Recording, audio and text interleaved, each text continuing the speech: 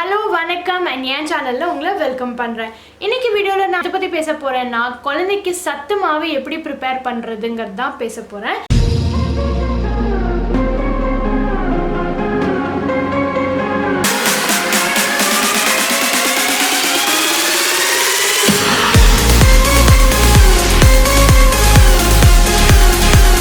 சத்து மாவுங்கிறது வந்து ரொம்ப நியூட்ரிஷியஸான ஃபுட்டுங்க. அதில் நிறைய பருப்பு வகைகள் நட்ஸ் எல்லாம் சேர்றனால ரொம்ப ஹெல்தி.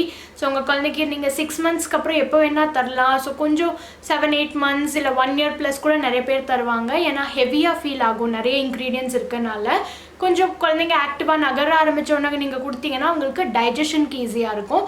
6 months குழந்தைக்கு டைஜஸ்ட் பண்ண கொஞ்சம் கஷ்டமாக இருக்கலாம். அதனால் கொஞ்சம் குழந்தை நடக்கிற ஆரம்பிக்கிறப்போ இல்லை தவள ஆரம்பிக்கிறப்போ நீங்கள் அதை கொடுத்தீங்கன்னா அவங்களுக்கும் ரொம்ப ஹெல்ப்ஃபுல்லாக இருக்கும், ரொம்ப எனர்ஜெட்டிக்காக இருக்கும், ரொம்ப ஹெல்த்தியாக ஃபீல் ஆகும்.